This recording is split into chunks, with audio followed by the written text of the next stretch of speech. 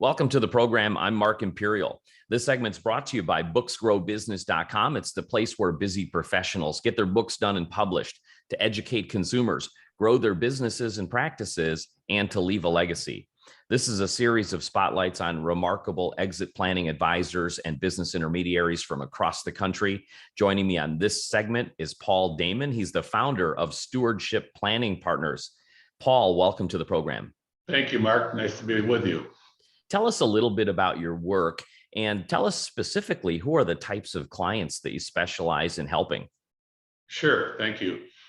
We have a focus and a niche, if you will, in the area of stewardship and philanthropy. So we tend to attract, or we tend to work with people who have, fairly good sized resources, and they're looking to really use those resources to maximize their impact, not only in their family and their extended community, but around the world. So again, we talk about helping them experience the joy of living generously.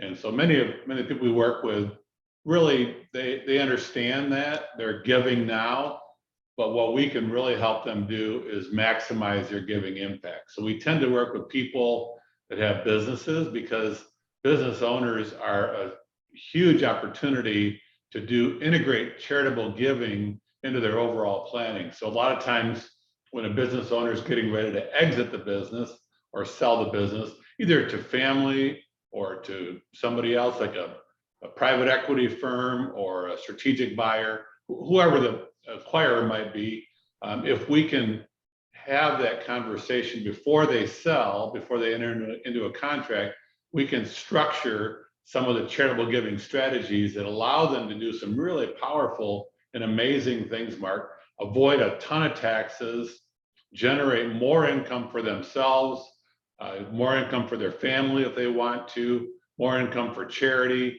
and then maximize whatever they leave behind. So it's really a very powerful process that we have, and really helps our clients do great things and really have a significant impact. How much thought have you found business owners, make when it comes to planning their exit?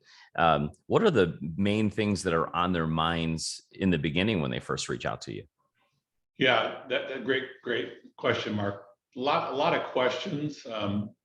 Many times, surprisingly, they haven't thought a lot about it. It always amazes me that the second biggest decision you'll make in your life after your marriage is, what are you going to do with your business when you exit? And there's a lot of times they've created a lot of wealth, and how to convert that into cash flow or income, how to convert it into inheritances, and again, all those benefits I mentioned, but they haven't thought a lot about it. And so we help them in the initial stages of our conversation and our relationship to help them define what their desired outcome is. Always, Stephen Covey, begin with the end in mind, right? So know where you want to go, have a sense of that. So we help them with that because, like I said, they oftentimes haven't spent a lot of time thinking about it. And then secondly, oftentimes they have unrealistic expectations. In fact, Mark, the research shows through surveys that 80% of business owners, a year after having sold their business, profoundly regret selling. And there's two primary reasons for that. Unfortunately, they didn't get good tax planning, so they end up paying a lot more in taxes than they anticipated, and so they've got less to work with. And secondly, and more importantly, they don't have a what's next. They don't have an idea of what they do. They've been running 60, 80 hours a week for years, building their business and really involved and engaged with that. And now there's just kind of this cliff where they just drop off. Now what do I do? And a lot of times, they aren't allowed or aren't able to stay involved with the business. What works well, by the way, is kind of a gradual exit rather than a cliff, maybe a phasing out. But the new owners may not want that, and that may not be an option. So really, it's helping them prepare for that what's next, and have that conversation, and have time to really think about it and pray about it, and get a sense of what possible future there, what their future might look like, and how they can stay involved and engaged. We're made to have purpose and significance, and so we have to replace that if it's been in our business, if that's where we've gotten our significance and purpose. What's going to be that replacement for that? By the way, we also work with people that have accumulated wealth in other means or methodologies, like investing in the stock market or retirement plan, contributions to their 401 has built up significant value. So it's not just business owners. That tends to be a significant opportunity, but anybody that has accumulated wealth, we say it this way, more than they're probably going to need or use in their lifetime. This is an opportunity. There's a window there to help them do some, again, creative, charitable planning with the same benefits: avoiding taxes, generating more income, and generating more for their family or their heirs, and leaving more to charity. Paul, you mentioned some of the pitfalls, like higher tax implications and, what to do next after, retirement or selling the business. Let's unpack that a little bit. Talk about what are some of the dangers or pitfalls of not being properly planned. I know this may be a broad question, but if you can give us a 10,000-foot view on some of the biggest things that you can see that impact people's happiness, or unhappiness when it comes to selling their business, if they're not properly prepared. Exactly. Well, one being, again, less capital than they thought they were going to have. So let's say they sell their business for $5 million and they think, I can live comfortably on $5 million. They do the mental math.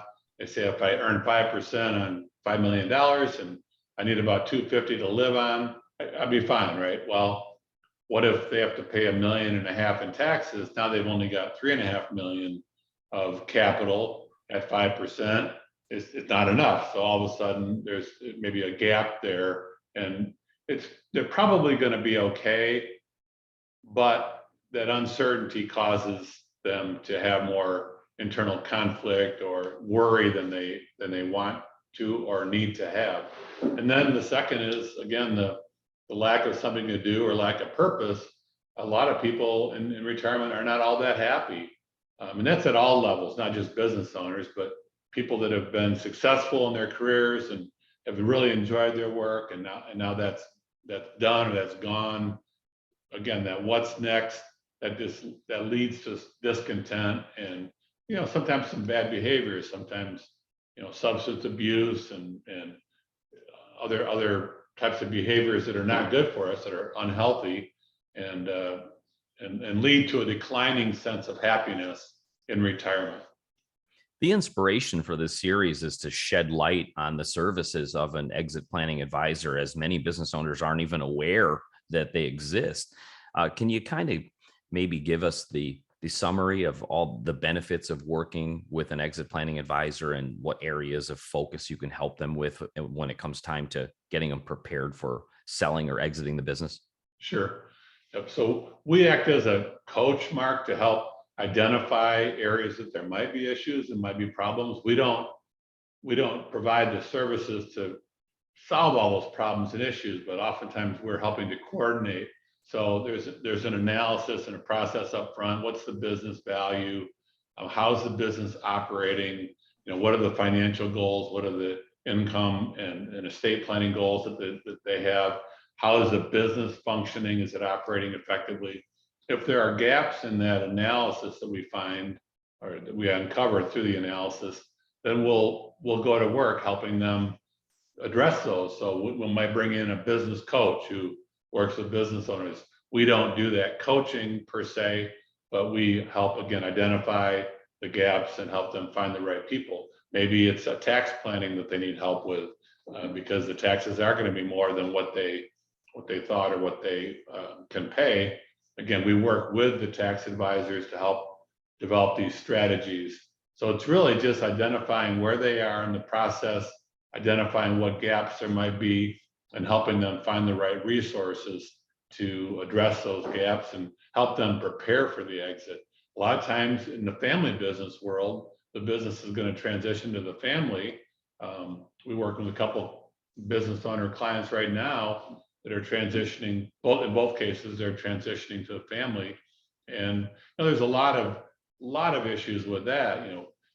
When you talk about businesses and families, there are heirs who own the business, have a portion ownership. There are heirs that are working in the business, and then there are heirs that are managing the business. So you have a lot of different dynamics involved with family transition and making sure that owners who are not in the business but have an ownership part or potential part, that they're treated fairly. And so really working with all these dynamics to make sure there's open communication, that there's conversations before we get down that road too far, and certainly before the exit. The worst thing you want to do is, hey, dad just retired and he sold the business to son number one. Now son number 2, 3, and daughter number 4, how are they treated, and how are their inheritance goals met, if you will, through that process. So that's where it gets a lot of emotion and a lot of potential pitfalls in navigating those challenges. Paul, what inspired you to get into this field and help business owners planning for their exit? How did you get started? Yeah, really just working with business owners over the years and just seeing some of these challenges. Then I became aware of EPI, and so I went through their training in 2017 and really learned how, first of all, the language of exit planning. So what are the steps and the processes, and by naming them, we can then start to understand them more clearly, more in depth, and then just continuing to partner. So what I'm doing is I'm partnering with a CPA, an attorney, an M&A advisor, and sometimes like a bank trust person for the financial part of it. But we work together as a team with a business coach, so that a person that can step in and provide some coaching, provide some help to the business owner to prepare for the exit. But that's our strategy. Now, some advisors, exit planning advisors, do the whole thing. So they do the assessment, they do the coaching, they do the final exit planning. We're more of a coach that helps to coordinate all the different professional advisors involved. We'll work with whoever the advisors are that they currently work, the business owner works with, but we'll also work with other professional advisors, or bring in other advisors where there's gaps or where there's a need. Before I ask you my last question, is there anything that I didn't think to ask you that you feel is important to share with any business owner that's considering exiting their business or selling their business now or in the near future? That's a great question. I would say get help.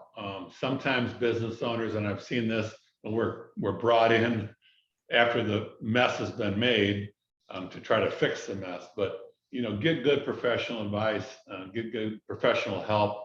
An EP, exit planning advisor is a great resource to help with this process. There's now, I think, 4,000 exit planning advisors that are part of the network that we're part of. So there's a lot of people out there that are focusing on this. Many people are familiar with EOS, Entrepreneurial Operating System. That's a great tool or resource to help business owners get prepared for an exit. So really, that would be my advice. My